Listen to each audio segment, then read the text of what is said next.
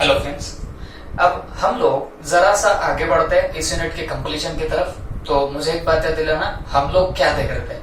तो हम लोग देख रहे थे बच्चों, ऐसे कुछ अग्रीमेंट्स होते हैं which are expressly declared to be void.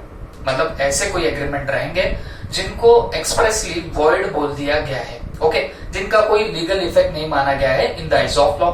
उसमें सबसे पहला हमने देखा था कौन सा? Agreement in restraint of marriage. लेकिन उसके किए थे दो part. Of the marriage of the minor होता है तो वो वैलिड रहेगा, लेकिन अगर मेजर के एग्रीमेंट के लिए कर रहे हो या मेजर के मैरिज के रिस्ट्रेंट के लिए कर रहे हो तो फिर वो क्या बनने वाला है? वॉइड बनेगा। ओके, फिर उसके बाद हमने देखा था agreement in restraint of trade. तो agreement in restraint of trade क्या होता है बताना, वो भी वॉइड बन जाता है। Agreement in restraint of marriage का हमने सेक्शन कौन सा देखा था बताना? हमने सेक्शन देखा था 26। Agreement in restraint of trade का सेक्शन क्या था? 27। ओके, और फिर agreement in restraint of trade में हम लोगों ने कुछ एक्सेप्शंस देखे थे। मतलब क्या? जहां पे भले ही आपका होने क्या वाला है बच्चों, आपका agreement in restraint of trade होगा, still it will be treated as what? Valid. फिर भी उसको वैलिड माना जाएगा। जैसे पर्सन सेलिंग गुडविल, ये सबसे पहला एक्सेप्शन था। तो यहां अगर आप रेस्ट्रिक्शन लगाते हो, रिस्ट्रेंट लगाते हो, तो भी क्या रहेगा बताना? वैलिड रहेगा, लेकिन वो रेस्ट्रिक्शन रीजनेबल होने चाहिए। क्लियर है बात सबको? अच्छा, फिर सेकेंडली हमने क्या देखा था बताना? हमने देखा था आउटगोइंग पार्टनर। जो भी आपका आउटगोइंग पार्टनर होता है, अगर वो आउटगोइंग पार्टनर एक काम कर दे, कौन सा काम कर देता है बताना? अगर वो कंटिन्यूइंग पार्टनर के साथ में अग्रीमेंट करता है कि वो सिमिलर बिजनेस एक स्पेसिफाइड टाइम में स्पेसिफाइड जगह पे अगर वो नहीं कंडक्ट करेगा, ऐसा एग्रीमेंट करेगा, still it will be a valid agreement. Okay, इसके बाद हमने देखा था कंटिन्यूइंग पार्टनर का आपस में अगर एग्रीमेंट होगा not to carry on competing business, तो ये भी वैलिड रहेगा। एम्प्लॉय है, एम्प्लॉयर के साथ में एग्रीमेंट करता है नॉट टू कॉम्पिट, वो भी वैलिड रहेगा। मैन्युफैक्चरर है, अग्रीमेंट करता है एक होलसेलर के साथ कि मैं सारा के सारा प्रोडक्शन तुझे ही सेल करूंगा, वो वैलिड रहेगा। कुछ सेलर्स है, उन्होंने अग्रीमेंट किया कि इस प्राइस के नीचे नहीं बेचेंगे, ये भी क्या रहेगा? वैलिड रहेगा। तो इन शॉर्ट हमने इतने सारे पॉइंट्स देख करके अब हम लोग थोड़ा सा और आगे बढ़ रहे हैं। And now we are seeing what? Agreement in restraint of legal proceeding. Agreement in restraint of what? Legal proceeding. और इसका सेक्शन है बताना सेक्शन 28। ओके, अब रिस्ट्रेंट का मतलब तो मैंने आपको पहले बताया, तो स्टॉपिंग या फिर आप बोल सकते हो क्या? आप लोग बोल सकते हो रेस्ट्रिक्शन भी, ठीक है। तो agreement in restraint of legal proceeding, तो इसका मतलब क्या होता है? लीगल प्रोसीडिंग बोले तो जो भी आपके कोर्ट कचहरी के चक्कर होते हैं, ओके, केसेस वगैरह जो भी होते हैं, उसको क्या बोलते हैं? लीगल प्रोसीडिंग, ठीक है। अब बात सुनो, मान के चलो ये एक पर्टिकुलर बंदा है ए, इसने कॉन्ट्रैक्ट किया था एक दूसरे बंदे के साथ में जिसका नाम था B. A contracted with whom? B. A ने कॉन्ट्रैक्ट किया था बी के साथ में, ओके। और हुआ क्या? बी ने अपने कॉन्ट्रैक्ट का जो परफॉर्मेंस था वो परफॉर्मेंस नहीं किया, ठीक है। इन दोनों ने आपस में कॉन्ट्रैक्ट किया था और उस कॉन्ट्रैक्ट में हुआ क्या? बी ने अपना परफॉर्मेंस नहीं किया, ठीक है। तो अब ए ने इसको बहुत हाथ पैर जोड़े, बहुत बातें बताई कि अरे भाई परफॉर्मेंस कर दे, बट बंदा नहीं करता है। अब ये बंदा जाना चाहता है कोर्ट ऑफ लॉ में, ओके। ये बंदा कहां जाना चाह रहा है बताना? कोर्ट ऑफ लॉ में।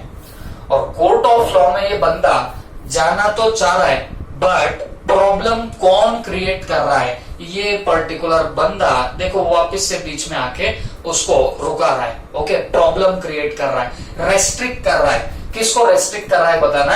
इस पर्टिकुलर ए को।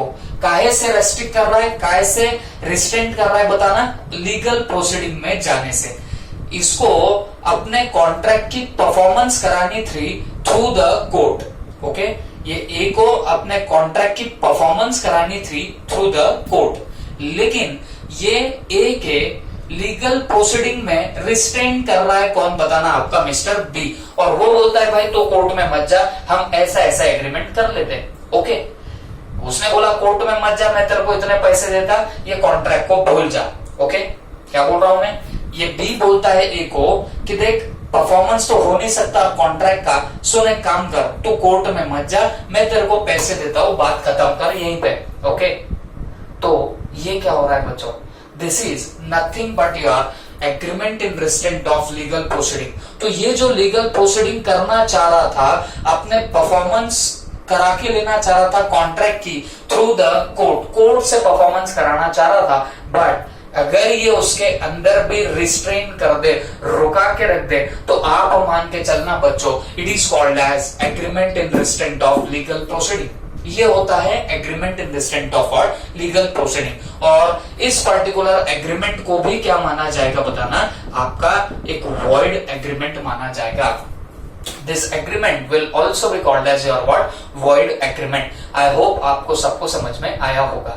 ओके, तो सीधी सी बात, अगर कोई बंदा परफॉर्मेंस ना करे और कोई दूसरा बंदा कोर्ट के सहारे कॉन्ट्रैक्ट को परफॉर्म करने की कोशिश करे, तो अगर ये बंदा उसमें रुकावट पैदा करता है, रिस्टेन करता है किसी एग्रीमेंट के थ्रू, तो वो एग्रीमेंट भी क्या बन जाएगा बताना, वॉइड बनेगा। ओके, इसका दूसरा और एक पॉइंट आता है इसके अंदर, क्या, अब मान के चलो ये ए को अगर कोर्ट में जाना है, तो मान के चलना उसको 30 डेज का टाइम दिया जाता है। इसको कोर्ट में अगर पहुंचना है तो इसके लिए कितने दिन के अंदर इसने कोर्ट में जाना चाहिए, 30 दिन के अंदर कोर्ट में जाना चाहिए। अब ये जाना तो चाहता था 30 दिन में, कहां पे बताना, कोर्ट ऑफ लॉ में, लेकिन ये बंदा इसको 30 दिन के अंदर कैसे भी रोक के रखता है, किसी भी कारण से, किसी भी रीजन से उसको रोका देता है। क्यों, क्योंकि 30 दिन अगर कंप्लीट हो गए तो फिर ये कोर्ट ऑफ लॉ में नहीं जा पाएगा। बात समझ में आ गई, 30 डेज कंप्लीट हो गए तो ये कोर्ट ऑफ लॉ में फिर नहीं जा सकता। तो बंदा क्या करता है, बी क्या करता है बताना, कैसे भी करके इसको 30 दिन तक रोका के रखता है। ओके, टाइम पीरियड इलैप्स होने तक, टाइम पीरियड खत्म होने तक उसको रोका के रखता, ताकि ये फिर कोर्ट में जा ही ना सके। तो आप समझ के देखो दोनों एग्जांपल में, यहाँ पे वो टाइम होने तक उसको किसी भी रीजन से घुमा रहा है, फिरा रहा है और रोक के रख रहा है। यहाँ पे क्या हो रहा है, ये जा रहा है कोर्ट में, लेकिन ये ऐसा कोई एग्रीमेंट कर रहा है जो इसको कोर्ट में जाने से रोक रहा है। तो बच्चों ये सारे के सारे कैसे बन जाएंगे बताना, वॉइड बनेंगे। This agreements are in restraint of legal proceeding. तो जो भी एग्रीमेंट आपका in restraint of legal proceeding होता है, तो ये क्या बन जाता है बताना, वॉइड बनेगा। मतलब आपको लीगल प्रोसीडिंग करने से जो एग्रीमेंट रोकेगा, रेस्ट्रिक्ट करेगा, वो सारे एग्रीमेंट आपके क्या बनेंगे, वॉइड बन जाएंगे। I hope you have clearly understood it well. ये हो गया इस पर्टिकुलर चीज की बात, लेकिन इसको एक एक्सेप्शन भी है। अब एक्सेप्शन क्या है, सुन के लेना। अब देखो मैटर दोनों का है। ओके, ये ए और बी में झगड़ा हुआ है और कॉन्ट्रैक्ट की परफॉर्मेंस अभी तक नहीं हुई है, तो ये कोर्ट में जाना चाह रहा था। कौन, ए जाना चाह रहा था कोर्ट में। ओके, लेकिन बी क्या करता है, बी उसको कोर्ट में जाने से रोक देता है। बात समझ के लो, अभी ए जाना चाहता था कोर्ट में, लेकिन बी ने उसको कोर्ट में जाने से रोक दिया। तो आप बोलेंगे सर ये भी तो वही हो गया ना, agreement in restraint of legal proceeding. अब बात सुन के लेना मेरी, ए जाना चाहता था कोर्ट में, लेकिन बी ने उसको जाने नहीं दिया, रोक दिया और उसको बोला कि हम क्या करेंगे बताना, हम लोग आर्बिट्रेशन करते हैं और आर्बिट्रेशन के लिए हम लोग चले जाते हैं आर्बिट्रेटर के पास में। आप बोलेंगे सर काहे का आर्बिट्रेशन, काहे का आर्बिट्रेटर। सुन के लेना मेरी बात, जब भी दो पार्टीज के बीच में डिस्प्यूट होता है तो ऐसा नहीं होता कि हर बार आपके पास एक ही ऑप्शन है कि भाई चलो निकलो कोर्ट ऑफ लॉ में, चलो जाओ कोर्ट ऑफ लॉ में। हमेशा एक ही ऑप्शन नहीं होता। अब आप भी सोचो, इतने अगर किसी के भी डिस्प्यूट, आपको भी समझता होगा डेली रोजमर्रा की जिंदगी में ऐसे तो कितने डिस्प्यूट होते हैं, तो क्या ऐसे सबके सब केसेस कोर्ट ऑफ लॉ में जाने लग जाए, तो आपको तो वैसे भी पता है कोर्ट ऑफ लॉ में तो क्या चलता है, तारीख पे तारीख चलते रहती है, और उसमें अगर इतनी गर्दी अगर आप उस पर्टिकुलर कोर्ट में कर दोगे, तो मेरे को एक बात बताओ, वो तारीख पे तारीख तो शायद आपके मरने तक चलती रहेगी। ओके, तो फिर एक बीच का रास्ता होता है, और वो बीच के रास्ते को क्या बोलते बताना, आर्बिट्रेशन। इसको क्या बोला जाता है बताना, आर्बिट्रेशन। तो जब किसी दो पार्टीज के बीच में कोई डिस्प्यूट हो जाता है तो उसको कोर्ट ऑफ लॉ में न ले जाते हुए उसको किसी एक आर्बिट्रेटर के पास में लेके जाया जाता है। एक मिडलमैन हम लोग बोल सकते हैं। वो मिडलमैन क्या काम करेगा बताना, वो इसकी सुनेगा, इसकी सुनेगा और मैटर को सेटल करेगा, पैसे रफा दफा करके, पैसे ले दे के पूरा क्या करेगा, काम तमाम कर देगा। मतलब इन दोनों के बातें सुनेगा, फिर समझ में आए कि गलती बी की थी तो वो ए को बोलेगा कि ए तो कोर्ट में मत जा, इससे कॉम्पेंसेशन ले ले, और ये बी को भी ऑर्डर कर देगा कि चल भाई तेरी वजह से ए को नुकसान हुआ है तो चल इतना इतना पैसा किसको दे देना, ए को दे देना और बात इधर ही खत्म करो। This is called as arbitration. और ये भी लॉ की ही बॉडी होती है। ध्यान से सुनो मेरी बात, this is also the body of law. Law की ही बॉडी होती है। ये इतने सारे डिस्प्यूट कोर्ट में ना आ जाए इसके लिए एक बीच का रास्ता होता है, जहां पे दो पार्टीज के बीच में जो भी आपका क्या होने वाला है बताना, जो भी झगड़ा होगा, डिस्प्यूट होगा, उसको थ्रू आर्बिट्रेशन क्या किया जाता है बताना, सॉल्व भी किया जा सकता है। जहां पैसे वैसे आप लोग कॉम्पेंसेशन दे देते हो सामने वाले को और ये मैटर को यहाँ पे सॉल्व कर देते हो। तो अगर ये पर्टिकुलर बी ए को कोर्ट में जाने से रोकता है और उसको बोलता है कि ये मैटर हम लोग आर्बिट्रेशन में सॉल्व कर लेंगे और बदले में मैं तुझे क्या दे दूंगा, पैसे दे दूंगा। ओके, तो अगर ऐसा एग्रीमेंट हुआ तो आपको नहीं लगता ये एग्रीमेंट तो इन रिस्ट्रेंट ऑफ लीगल प्रोसीडिंग ही है, ये उसको अपनी लीगल प्रोसीडिंग करने से रोक तो रहा है, लेकिन अगर ऐसा एग्रीमेंट हुआ ना बच्चों तो ये वैलिड रहेगा। क्यों? क्योंकि यहाँ पे आर्बिट्रेटर को आप लोग बीच में ला रहे हो। तो मैं जैसे बता रहा हूं क्योंकि ये लॉ की ही बॉडी है, इसके लिए क्या रहेगा, वैलिड रहेगा। आई होप सबको समझ में आया होगा। तो कोई अगर एग्रीमेंट होता है इन रिस्ट्रेंट ऑफ लीगल प्रोसीडिंग, तो किसी बंदे को लीगल प्रोसीडिंग करने से कोई एग्रीमेंट रोके तो that agreement becomes what, void. वो क्या बन जाएगा, एक वॉइड एग्रीमेंट बन जाएगा। ये बात समझ के लेना। और सेकेंड थिंग, अगर आप लोग agreement in restraint of legal proceeding ही कर रहे हो, अब यहां पे भी agreement in restraint of legal proceeding ही हुआ, लेकिन क्योंकि ये आर्बिट्रेशन का मैटर था तो it will be called as what, valid agreement. This will be called as what, यार, वैलिड एग्रीमेंट। ठीक है, तो आई होप आपको समझा होगा। आप फटाफट ये सब अच्छे से नोट कर लीजिए। Okay,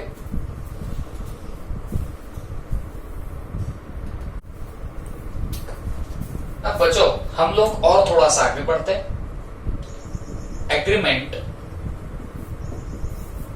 the meaning of which is uncertain. ठीक है, और यह है सेक्शन 29। यह है सेक्शन 29। अब देखो बच्चों, ये बहुत बार आपको पहले भी आज के जा चुका है और मैं हर बार आपको इसका एक ही एग्जांपल डेलिबरेटली देता हूं ताकि वो आपको याद रह जाए। कोई एग्रीमेंट है जहां पे मीनिंग अनसर्टेन होगा तो वो एग्रीमेंट डेफिनेटली क्या बनने वाला है बताना, वॉइड एग्रीमेंट बनेगा। ओके, एग्जांपल के लिए बोलूं तो वो आपका ऑयल का एग्जांपल, आप गए तेल लाने और उस पर्टिकुलर बंदे के पास में है ना, जो वो ऑयल का ट्रेडर होगा, उसके पास में lots of varieties of oils are there, बहुत सारे अलग अलग वैरायटी के तेल है उसके पास में। आप जाते हो, आप बोलते हो मेरे को इतना टन ऑयल दे दो। मुझे एक बात बताओ, उसके पास में तो इतने सारे ऑयल के अलग अलग वैरायटीज है ना, आप वहां जाके ऑयल बोलोगे तो क्या उसको कुछ समझ में आएगा क्या? जवाब है नहीं आएगा। ओके, तो ये जो हुआ ना, इसको क्या बोलेंगे, agreement, the meaning of which is uncertain. तो ऐसे एग्रीमेंट को आप हमेशा क्या बना के रखोगे या क्या बोलोगे, इसको हमेशा वॉइड बोला जाएगा। अब ये इसके पहले हमने बहुत बार डिस्कस किया है, तो इसके लिए मैं अब इसको ज्यादा छेड़खानी नहीं करूंगा। तो आई होप सबको ये समझ में आ चुका होगा। Next and very important, wagering agreement. Okay, wagering agreement, यह है section 30। Okay, wagering agreement, wagering मत पढ़ना, दिस इज वेजरिंग। ओके, अब ये वेजरिंग एग्रीमेंट काफी इंपॉर्टेंट है बच्चों, इसको आप लोग तो स्टार मार्क लगाना। ठीक है, अब ये एक्चुअल में वेजरिंग एग्रीमेंट होता क्या है, पहले वर्डिंग में उसका डेफिनेशन देख लेते हैं और उसके बाद उसको समझने का प्रयास करेंगे। ओके, पहली बात तो ध्यान रखो, वेजरिंग एग्रीमेंट हमेशा क्या बनेगा, वॉइड एग्रीमेंट बनेगा। ओके, ये क्या होगा, वॉइड बनेगा। It is an agreement, it is an agreement involving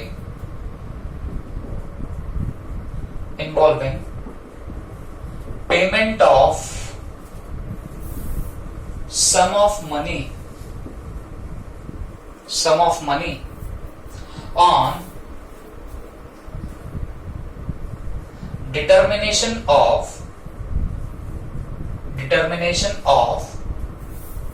uncertain future event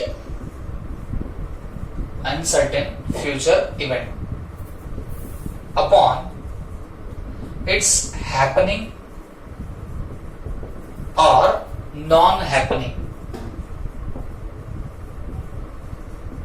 upon its happening or non-happening। अब ये एग्जैक्टली क्या है, प्लीज समझ के लेना। ओके, ये ऐसा अग्रीमेंट है, सबसे पहली बात, this is what, this is an agreement involving, जिसमें होता है क्या, पेमेंट ऑफ मनी, और मनीज वर्क भी बोल सकते हो, payment of sum of money. हाँ, कब पेमेंट करना पड़ेगा, determination of uncertain future event. ये ऐसा एग्रीमेंट है जहां पे आपको पेमेंट करना पड़ेगा। कब पेमेंट करना पड़ेगा, कोई फ्यूचर अनसर्टेन इवेंट के हैपनिंग और नॉन हैपनिंग में, मतलब फ्यूचर में कोई इवेंट होगा या नहीं होगा, उसके ऊपर आपको पैसे पे करने पड़ सकते हैं। अगर ऐसा एग्रीमेंट बना रे बना, उसको आप लोग क्या बोलेंगे बताना, वेजरिंग एग्रीमेंट बोलेंगे। Okay, those agreement will be called as what your wagering agreement. अब सुन के लेना मेरी बात, एग्जांपल, ए नाम का एक बंदा है, बी नाम का एक बंदा है। ए बोलता है today it will rain. Okay, ये क्या बोलता है, आज बारिश गिरेंगी। ये बोलता है नो रेन, ये बोलता है भाई कोई बारिश वारिश नहीं आएगी। ओके, तो अब दोनों ने क्या कर लिया, दोनों ने आपस में बेट लगा ली। ठीक है, बेट कैसी लगी होंगी, अगर आज रेन गिरती है मतलब बारिश गिरेगी तो ए जीतेगा। ओके, और अगर बारिश ना गिरे तो डेफिनेटली कौन जीतने वाला है, आपका बी जीतने वाला है। तो ये इन्होंने क्या कर ली, एक बेट लगा ली। बात समझ में आ गई आपको। अब क्या होगा, बेट खाली फोकट की नहीं थी, बेट थी ₹1000 की, और बेट कितने की लगाई बताना, 1000 रुपए की लगाई। मतलब क्या, अगर आज बारिश गिरी तो बी ने ए को 1000 रुपए देना, अगर ना गिरे बारिश तो ए बी को 1000 रुपीज दे देगा। That's it. बात समझ में आ गई आपको। बारिश गिरती है तो ए को बी क्या करेगा, 1000 देगा, और बारिश ना गिरे तो ए बी को कितने दे देगा बताना, 1000 रुपीज का पेमेंट कर देगा। Is that clear? This is nothing but the wagering agreement. ये कौन सा अग्रीमेंट हो गया बताना, ये वेजरिंग अग्रीमेंट हुआ। बात समझ के लो, इसको हम लोग बोलने वाले हैं वेजरिंग एग्रीमेंट। और ये ऐसा कोई अग्रीमेंट करते हो तो ये क्या बन जाएगा बताना, वॉइड अग्रीमेंट बनेगा। This agreement is called as wagering agreement and this will be void. इस अग्रीमेंट को डेफिनेशन में बिठा के हम लोग समझने का ट्राई करते हैं। सुन के लेना मेरी बात। इट इज एन एग्रीमेंट, दोनों के बीच में अग्रीमेंट हुआ है, ऑफर भी है, एक्सेप्टेंस भी है और कंसिडरेशन भी है। तो ये क्या बन गया, अग्रीमेंट तो बन गया। It is an agreement involving payment of sum of money, जिसमें payment of sum of money होगा। देखो 1000 रुपए के पे करने की बात चल रही है, involving payment of sum of money. हाँ, कब पेमेंट करना पड़ेगा, on determination of uncertain future event. मतलब फ्यूचर इवेंट डिटरमाइन होने के बाद आपको पेमेंट करना पड़ सकता है। और फ्यूचर इवेंट क्या हो गया बताना, इस पर्टिकुलर केस में बोलूं तो फ्यूचर इवेंट हुआ रेन, है ना, बारिश गिरेगी कि नहीं गिरेगी, ये फ्यूचर अनसर्टेन इवेंट है। तो इसके हैपनिंग और नॉन हैपनिंग पे आपको पैसा पे करना पड़ सकता है। ऐसा अगर एग्रीमेंट करोगे तो that agreement will be becoming what, wagering agreement. बात समझ में आ रही है? टॉस कर रहे, आप और मैं बैठा हो गए, हम बोर हो रहे बैठे बैठे, तो अपन क्या कर रहे बताना, टॉस कर रहे। टॉस क्या कर रहे, मैं बोलता हूं भाई हेड्स आया तो तूने मुझे पैसे देना 100 रुपए, तुम बोलते हो सर टेल आ गया तो आपने हमको पेमेंट दे देना 100 रुपए। मैं बोलता हूँ चलो भाई जम गया, एकदम मस्त काम। ये हमारे बीच में जो एग्रीमेंट हो रहा है ना बच्चों, ये भी एग्रीमेंट आपका कौन सा हो गया बताना, वेजरिंग एग्रीमेंट हो रहा है। सोच के देखो ना, हमने आपस में एग्रीमेंट किया जिसमें payment of sum of money है। अरे भाई तुम सोच के देखो ना, वो हेड्स गिरो टेल्स गिरो, दोनों में से किसी एक को तो पेमेंट करना पड़ेगा ना। हेड्स आया तो तुम्हें मुझे करना पड़ेगा, टेल्स आएगा तो मैं तुमको करूंगा। Involving payment of sum of money, कुछ भी हो जाए ये तो पक्का है कि payment of sum of money तो जरूर होगा। हाँ, लेकिन on determination of uncertain future event, और ये किस पे डिटरमाइंड होगा बताना, अनसर्टेन फ्यूचर इवेंट पे। मतलब फ्यूचर के इवेंट पे ये डिपेंड होगा। अब जैसे टॉस कर रहे हो, हेड्स आएगा कि टेल्स आएगा हमको नहीं पता, अनसर्टेन फ्यूचर इवेंट है, तो उसके डिटरमाइन होने के बाद आपको शायद पेमेंट देना पड़ सकता है या आपको पेमेंट मिल सकता है। तो ऐसा जो एग्रीमेंट होगा, ऐसे एग्रीमेंट को हम लोग क्या बोलेंगे, वेजरिंग एग्रीमेंट बोलेंगे। और ये वेजरिंग एग्रीमेंट हमेशा क्या बन जाता है, वॉइड बन जाता है। ओके, जैसे क्रिकेट मैच अभी तो फिलहाल नहीं चल रही है, बट मान के चलो क्रिकेट मैचेस वगैरह शुरू हो गई, इंडिया पाकिस्तान की मैच चल रही है, अपन बोल रहे भाई इंडिया जीतेगी, तुम बोल रहे हो पाकिस्तान जीतेगी। ओके, मैं बोला चलो बेट लगाते हैं। ओके, और मैंने बोला अगर इंडिया जीती तो तुम लोगों ने मुझे 5,000 रुपए देना, तुम बोलते हो सर पाकिस्तान जीती तो आपने हमको 5,000 देना, हो गया काम तमाम। मेरे को एक बात बताओ, अग्रीमेंट बन गया, कौन सा अग्रीमेंट बना, वेजरिंग एग्रीमेंट बना। यहाँ payment of sum of money involve है, लेकिन वो पेमेंट कब करना पड़ेगा, on determination of uncertain future event. Future में कोई अनसर्टेन इवेंट होगा तो उसके डिटर्मिनेशन पे आपको सम ऑफ मनी पे करना पड़ सकता है। दिस इज नथिंग बट, या this is called as what, your wagering agreement. और ये किस सेक्शन में दिया गया बच्चों, सेक्शन 30 में दिया गया है। And definitely this agreement is what, void agreement. I hope all of you have understood it well. Okay, note it down. हम इसके बाद में इसेंशियल्स देखेंगे।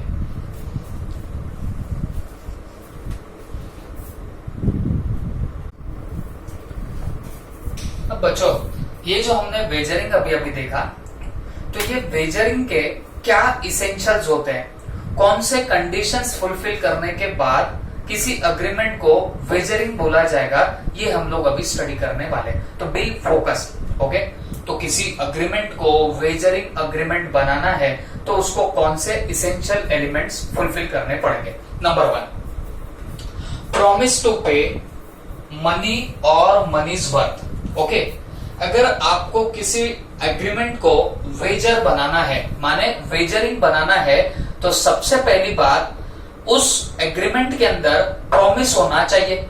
और किस चीज का प्रॉमिस होना चाहिए बच्चों, टू पे मनी और मनीज वर्थ, मतलब या तो पैसा या पैसे के जगह पे कोई चीज देने की क्या होनी चाहिए बताना, प्रॉमिस होनी चाहिए। अगर मान के चलो, अगर ऐसा एग्रीमेंट है, मतलब आप और मैं दोनों के बीच में एग्रीमेंट हो रहा है, आज मौसम सुहाना दिख रहा है, मैं बोलता हूँ बारिश आएगी, तुम बोलते हो सर बारिश नहीं आएगी। ओके, मैं बोलता हूँ देख भाई बारिश आई तो ये जो मेरे हाथ की रिंग है ये आपने मुझे देना, मेरे हाथ की नहीं बोल सकता हूँ, आपके पास और कोई रिंग होगी तो आपने मुझे देना।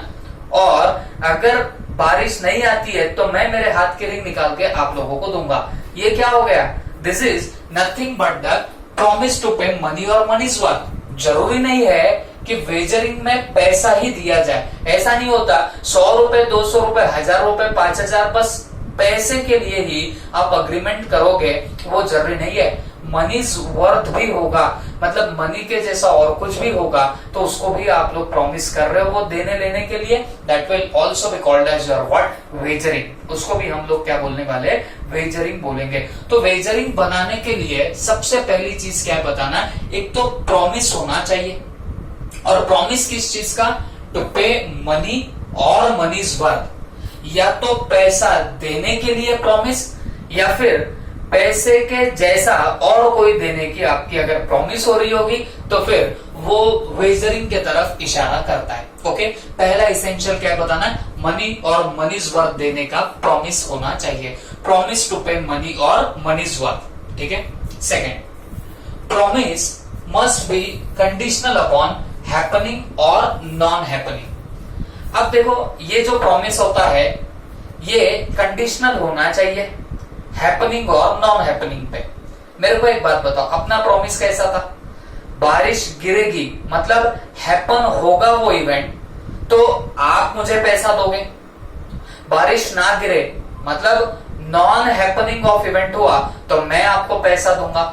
मुझे एक बात बताओ, आपको नहीं लगता कि हमारा जो प्रॉमिस है ये कंडीशनल है, किस पे कंडीशन रखता है बताना, हैपनिंग और नॉन हैपनिंग पे। मतलब कोई इवेंट होगा या नहीं होगा उसके ऊपर अगर डिपेंड होता होगा तो उसको बोला जाएगा वेजरिंग। सिर्फ हैपनिंग नॉन हैपनिंग इतना ही है वो बन जाएगा वेजर। जैसे इंडिया मैच जीतेगी मतलब हैपनिंग हो गया, इंडिया मैच नहीं जीतेगी क्या हो गया, नॉन हैपनिंग हो गया। हेड्स गिरेगा क्या हो गया, हैपनिंग। हेड्स नहीं गिरेगा ये क्या हो गया, नॉन हैपनिंग हो गया।